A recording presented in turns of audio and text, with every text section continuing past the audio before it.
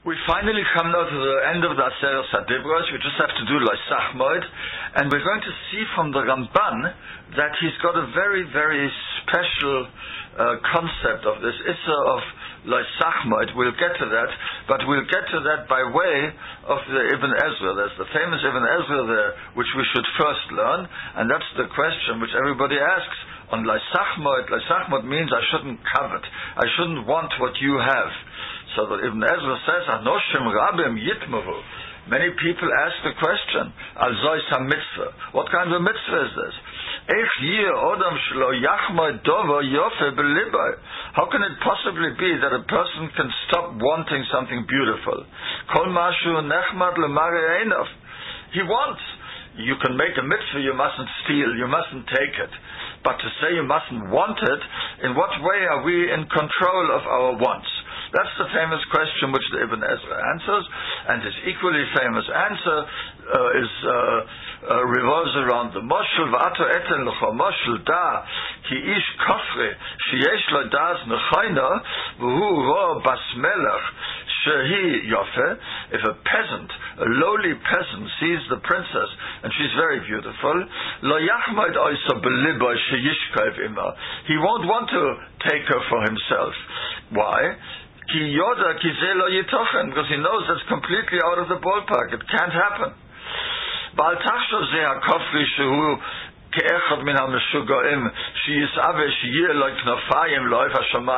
Just like nobody is jealous of a bird because the bird has wings, because everybody knows, well, we don't have wings, and those wings of the birds have no relation to us at all.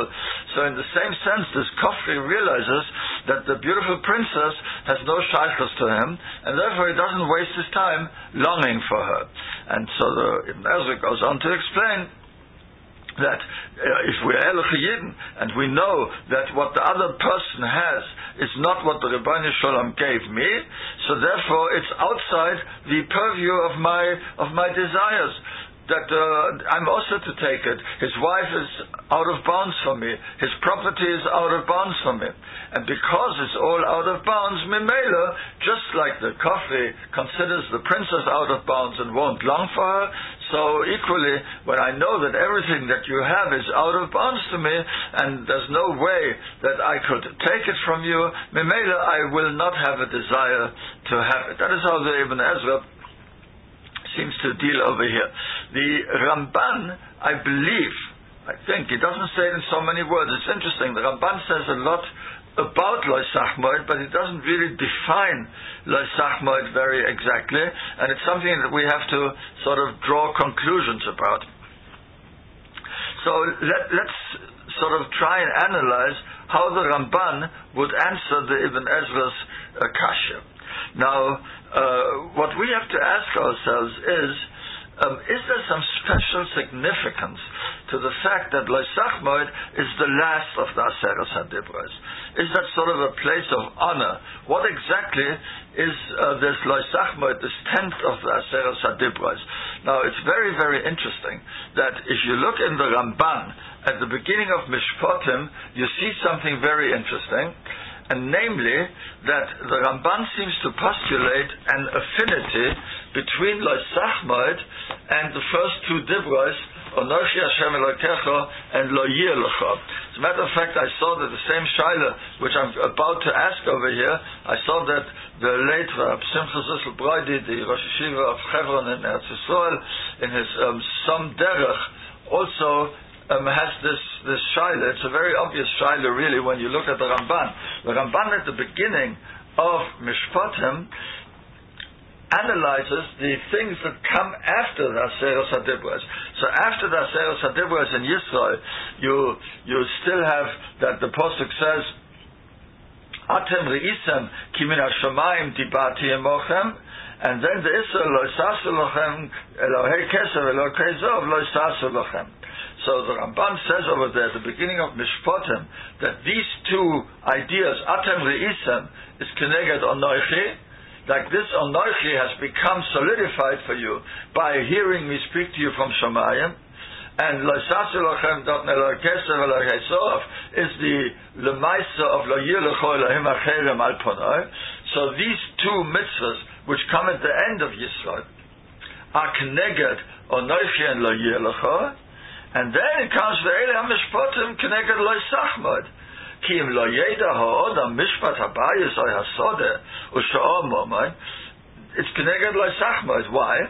Because if a person doesn't know legally what is the halacha attitude towards this bias, is it Reuven's or is it Shimon's? The field, is it mine or is it his? U'Sha'om Momay. Yachshov Shehu Shaloi. He will think, without Pashas Mishpatim, that the din would be that in this case it's mine, and therefore justifiably he'll be choimed it and maybe even take it for himself. Earlier in Yisrael, the Ramban seems to call Leisachmod Gezela. There's a machlokes rishonim whether you're over Leisachmod without taking it. We don't have to go into that at this point. But I'll call upon him. What the Ramban says over here is that Pashas Mishpatim helps you keep Leisachmod, because Pashas Mishpatim tells us in the first place what it is that you're not allowed to be chaymed and what it is that you are allowed to be chaymed. If it's what's due to you, lefi the tanoim of the din Torah, so you're allowed to be chaymed it. If it's yenems, so you're not allowed to be chaymed it. But what's interesting over here, and as I say, the Chevron Rosh Yeshiva also asked the question.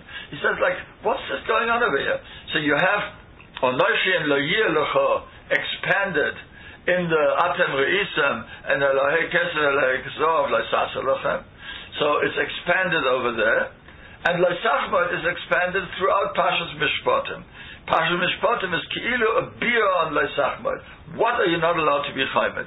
Like Mapitom, we've got 10 Dibras.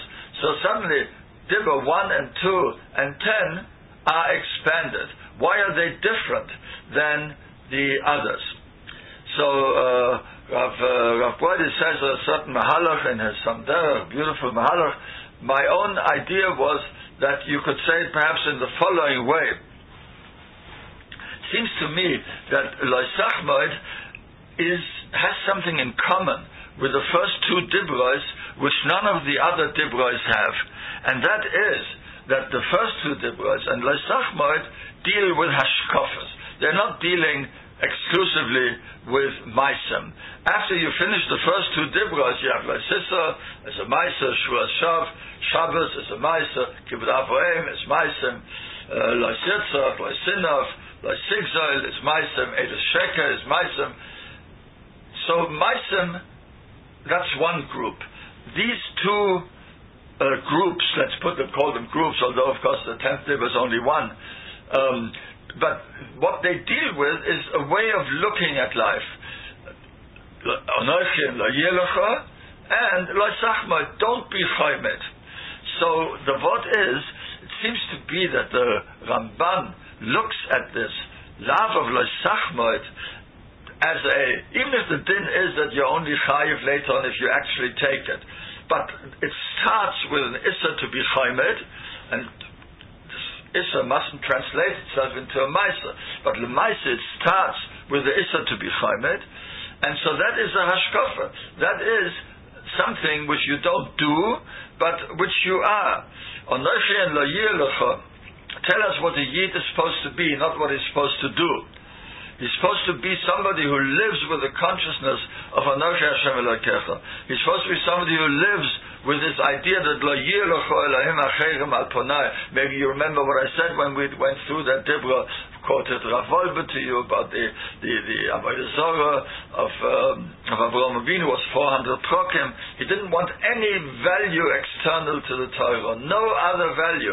Any other value outside the Torah was the Gav Avraham Avinu Ki'ilu ben Avodah Zorah. There was something else in the world that counted. And now here the end of the Aseres Hadibros is also Hashkafa. Don't be chaymed what the other person has. And it seems to me, again, the Ramban doesn't say it in so many words, but I'll tell you two strange things, which the Ramban does say in Yisrael. At least it sounds to me a little strange, and together with what we have discussed just now, this idea of Leisachmod as a hashkafa, which ends off the Aseres Hadibros, So maybe we can see a shaykhus. What are these two strange things which the Ramban says? This he says in Yisrael. He says like this: Umisha lo yachmod lo yazik lo olam chaveiro. It's also talking about over there why Mishpatim follows the Aseres Hadibros.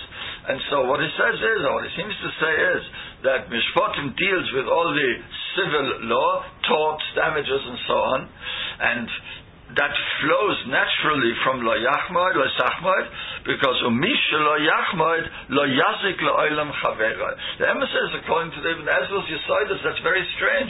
Why would it be that if I'm not over lo yachmod, it's sachmod, that means like this: I know that the Bas Melech is outside my sphere, it's outside my world. I know that what you have doesn't belong to me, and therefore I give up hope. I'm not interested. I know I can never get it, so I won't waste my time longing for your house, or for your servant, or for your ox, or for your donkey, or even for your wife. I won't bother. Why won't I bother? Because it's anyway out of the question. So therefore I'm not going to be mazik you. What's the connection?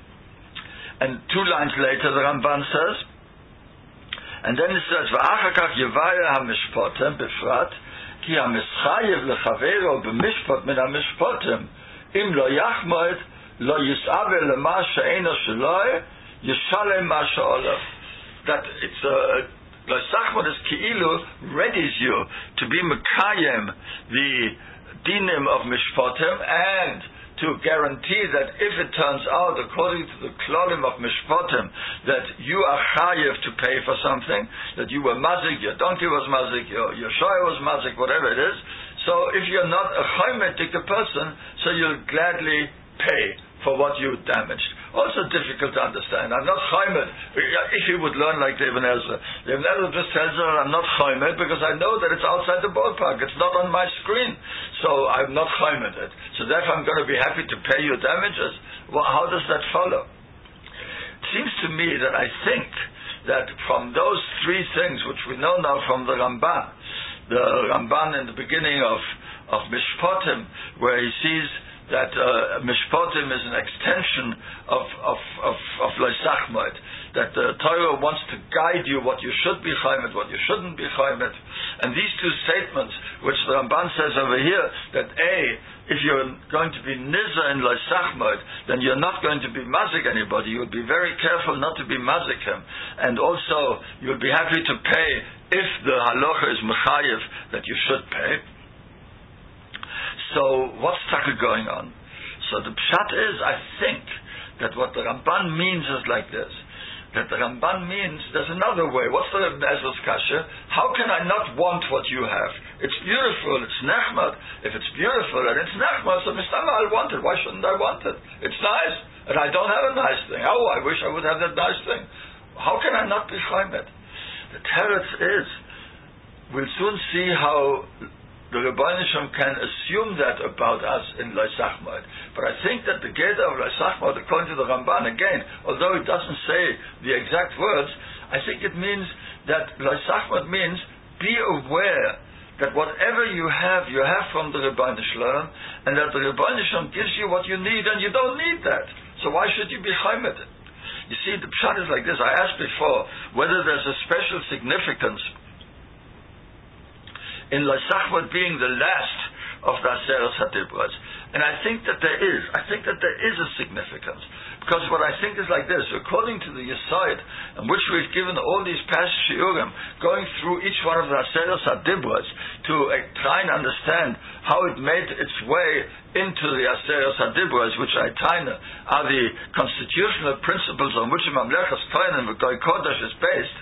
So, a Mamlechas Kohanim v'Goy Kodesh, now we have a pretty good idea who they are. They're people who live constantly with the idea the Rebbeinu Shalom is here, Anochi Hashem Elakecha. We are avodim of the Rebbeinu Shalom. Remember we quoted the Rashi, Shtori Koidem. You can't have an Eved Ivri, you can't make an Eved out of a Jew because it's my Eved. You know why it's my Eved? Because Anochi Hashem Elakecha Chatzim Es Mitzrayim. So you walk around with the conscience that we are avodim of the Rebbeinu Shalom. Let's learn like Avraham Avinu. We only value which we want to inculcate. We are Mamlechas Kohanim v'Goy Kodesh.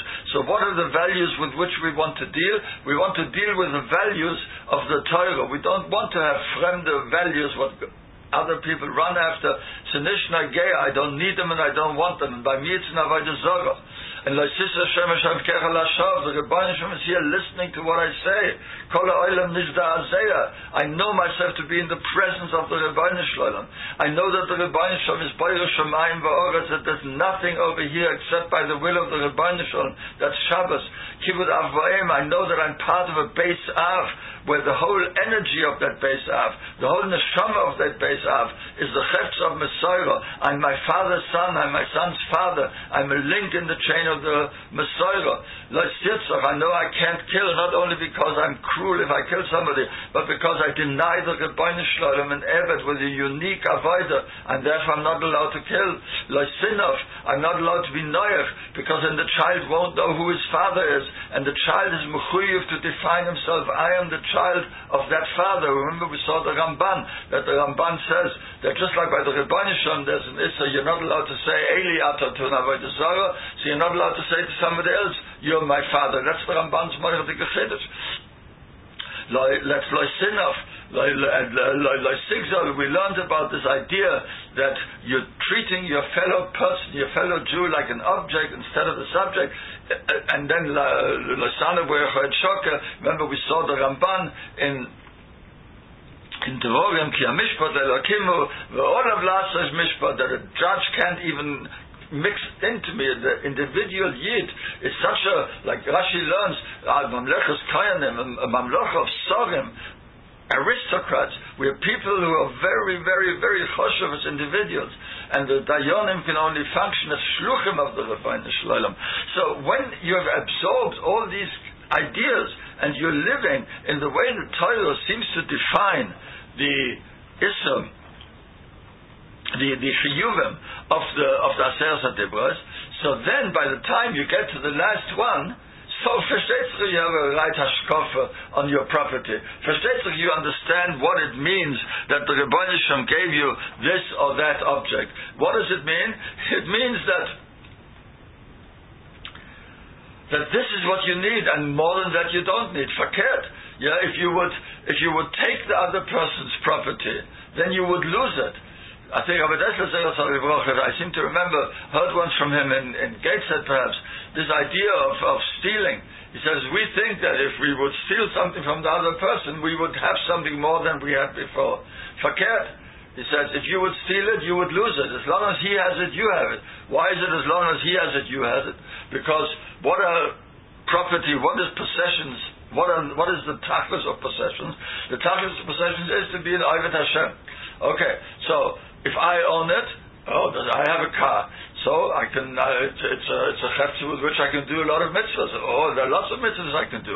I can give a ride to people. I can drive very carefully in order not to scratch up other people's cars. I can not double park. There are many, many mitzvahs that I can do with a car. If you have a car, I can also do many mitzvahs with them. Number one, I can be not jealous of you. Number two, I can be careful to protect it. Number three, if I see that you left your lights on, I can turn them off for you. There are millions of mitzvahs I can do with your car. The minute I steal it, I can't do any more mitzvahs with it. I have it be'isa. So forget, stealing it and taking it is not having it. So once you live within the thought world of the Aseres Hadibros, once we live within the thought world of the Aseres Hadibros, so then it's pashut. It's pashut that what I have is what I need, and what I don't have is what I don't need. So why should I be jealous of you? Why should I covet what you have? It's a darashkeit. I'm not a nar. That's what the Ramban means when he says that if you're nizer and loisachmat, you're not going to be mazik the other person. So he asks, what's the connection? According to Ibn Ezra, there's no connection. Why is there no connection? Because it's outside my ballpark and I therefore don't think about it. Therefore I'm going to be careful not to be mazik you. What's it going to do with one with the other? You might as well say any mitzvah. I'm not going to be mazik you because I know the Rebbeinu Shem is the Rebbeinu Shem. I mean, that's much too indirect. So why is there a direct relationship between being nizer and loisachmoid and not being mazik you? Tell us this pashut. What's loisachmoid? That I know that each person has that which he needs mitzat the Rebbeinu Shalom, and what he needs the Rebbeinu Shalom gives him, and what he doesn't need the Rebbeinu Shalom doesn't give him. They used to teach us when I was in yeshiva. She'osa li kol tzaki. Every morning I say she'osa li kol tzaki. Maybe I want a bike and I don't have a bike. So that's what the Moshe Shvat told us, the Mashgiach. So if you don't have a bike, it's because you don't need a bike. So your tzorich is not to have a bike. So you can say every morning, she'osa li kol tzaki, she'osa li kol tzaki. I have every tzorich. Not quite sure that stems with that halacha, that if he doesn't have shoes, he doesn't have to say shoseli kol tzaki. But in a broad sense, we can certainly live like that. Shoseli kol tzaki, I have all my tzrochim. So if I understand that I have all my tzrochim, so then I understand that the other fellow also has all his tzrochim. No, so how can I be mazikim? If I would be mazikim, I would again be frustrating the Rebbeinu Shalom's rotzon. Just like the Ramban said that L'Sitzach is because I'm taking away an Eved Hashem from the Rebbeinu Shalom, who has a unique way of serving the Rebbeinu Shalom. If I would be mazik the other fellow's property, so I would be taking away from that person that thing which the Rebbeinu Shalom felt that he has to have. So of course, if I'm not going to be over l'sachmod, I'm going to be very, very careful not to be mazik. And of course, if I'm nizer and l'sachmod, and I'm aware of the significance of everything which each person owns, of course I'd be happy to pay him. Because if I was mazikin, that means that I caused that he did not have this object, whatever it is, that the Rebbeinu Shalom wanted him to have for his avodas Hashem. Of course I'd be very eager to make it up right away. I'll write out a check, because I want to interfere with your avodah, the Rebbeinu Shalom. And that is why L'Sachmod rose and rises to the level of a Dibra, because based on L'Sachmod is the whole monetary relationship between one Yid and the next. It's built on so much derech eretz, it's built on so much understanding, it's built on so much sensitivity. That is what the Mamlechas Kohen and V'Goy Kodesh that's what a Mamlechas Kohen and V'Goy Kodesh that's how they look. If they are taka Mamlechas Kohen and V'Goy Kodesh, and that's why I think that that's the significance of L'Sachmod as the end of the Aseres Hadibros. It's like the sea. It's the Shin Yud Aleph. It's the peak. It's the peak of menschlichkeit. It's the peak of a beautiful society, of a society that is based on yosher, on understanding, on thoughtfulness, on sensitiveness. That is what L'Sachmod stands for. L'Sachmod is the symbol of an ideal society which is locked into each other's feelings, which understands other people, which is sensitive to other people, which is careful not to be mazik those other people. That is the tenth and therefore the mashlim of all the Aseres Hadibros as the constitutional principles on which Mamlechas Kohanim V'Goy Kodesh is based. So we've come to the end of the Aseres Hadibros, and maybe the next year we'll make the last year in this inyan, just to sum up again what the Mamlechas Kohanim V'Goy Kodesh looks like.